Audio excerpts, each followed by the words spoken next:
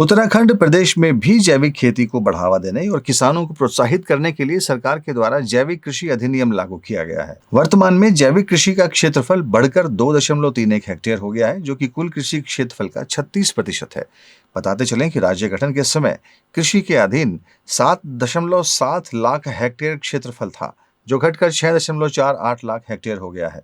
इसको देखते हुए सरकार किसानों को जैविक खेती करने के लिए प्रोत्साहित कर रही है। प्रदेश भर में ऑर्गेनिक क्लस्टर्स के माध्यम से परंपरागत फसल के साथ फल व सब्जियों का जैविक तरीके से उत्पादन किया जा रहा है, जिससे कि किसानों को उत्पाद का ज्यादा लाभ मिल सके। परंपरागत कृषि विकास योजना के तहत सरकार के द्वारा प्रदेश में 3900 जैविक खेती क्लस्टर का काम किया जा रहा है, जिसमें कृषि विभाग की ओर से 2555, उद्यान विभाग की ओर से 1341, सघन पौधा केंद्र 45, रेशम विभाग के माध्यम से 59 क्लस्टर बनाए जा रहे हैं। एक क्लस्टर के तहत 20 हेक्टेयर क्षेत्र और 50 किसानों के समूह को शामिल किया जा रहा है। जैविक खेती कर रहे अनिल पांडे के अनुसार वह कई वर्षों से जैविक खेती करते आ रहे हैं।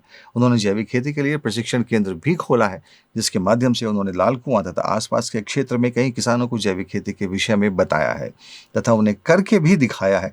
जैविक खेती से किसानों को बहुत अधिक फायदा मिलता है। वहीं दूसरे किसान का कहना था कि जैविक खेती से एक तो खेत की उर्वरा शक्ति बढ़ती है तथा जो किसान को महंगा भी नहीं पड़ता, इसमें कोई रसायन भी नहीं होता, जिससे खेती को और खेत को नुकसान बिल्कुल नहीं होता। सर धन्यवाद। जैविक खेती का बताना चाहूँगा कि 2002 से हमारे वहाँ उत्तराखंड में जैविक खेती का प्रचलन प्रारंभ हो गया था और मैं तो लगभग 2005 से लगातार लगभग 17-18 वर्षों से जैविक खेती पे काम कर रहा हूँ और लगभग 1000 फार्मर्स के बीच में काम कर रहा हूँ। और क्योंकि आने वाली समय की ज़रूरत है कि जैविक खेती ही की जाएगी, क्योंकि अब बढ़ती हुई पॉपुलेशन को देखते हुए अगर हमें लगातार उत्पादन प्राप्त करना है तो हमें जैविक की ओर आना पड़ेगा, क्योंकि हमारी जो ज़मीन है बिल्कुल बंजर हो चुकी है। अत्यधिक उस पर रसायन और फर्टिलाइज़र डाल के और जो पेस्टिसाइड डाल के जो इसमें अभी तक हम कर रहे थे खेती, उससे हमारी खेती को नुकसान हुआ और हमारे जो जीवाणु होते हैं भूमि में वो बहुत कम हो गए हैं, तो इसलिए हमें अब जैविक खेती पे आना पड़ेगा। नहीं सर, सरकार का कार्यक्रम तो लगातार चल रहा है। 2000 जब से उत्तराखंड बना है 2002 से जैविक खेती का यहाँ पे कार्य चल रहा है। बीच में अभी 2-3 साल पहले एक मोदी जी द्वारा एक ये परियोजना चलाई गई थी, राष्ट्रीय परंपरागत कृषि विकास योजना के तहत लगभग 3900 क्लस्टर उत्तराखंड में बनाए गए थे। उसमें हर गाँव में जो भी क्लस्टर थे उनमें लगभग 50,000 रुपये की धनराशि आवंटित थी और वो किसानों को उनको इनपुट से और दवा, खाद, बीज दिए गए। उससे निश्चित ही थोड़ा लाभ हो रहा है किसानों को और एक जागरूकता बनी हुई कि जैविक खेती हम कैसे करें। सबसे पहले आपका धन्यवाद।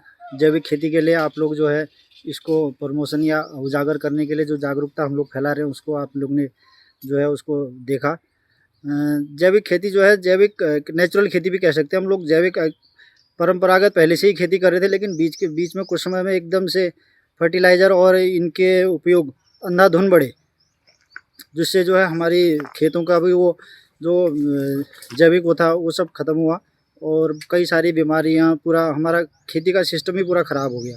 तो उसको हम पुनः जो है अपने नेचुरल परंपरागत जो खेती है उसको वापस उसी पर लाने का प्रयास कर रहे हैं, जिससे कम से कम केमिकल का उपयोग हो, फर्टिलाइज़र का उपयोग हो, तो जिससे बीमारियां नहीं हों। आप देख रहे होंगे आजकल इतनी सारी बीमारियां हो रही है, हर कोई युवा भी व्यक्ति कैंसर, जो शुगर हो गया, बीपी हो गया, तो ये सब बीमारियों से हर कोई ग्रसित हो रहा है। तो इसका कारण यही है कि जो अंधाधुंध हम लोग फर्टिलाइज़र, केमिकल और पेस्टिसाइड उपयोग कर रहे हैं, इन सब की वजह से ये सब परिणाम हो रहा है।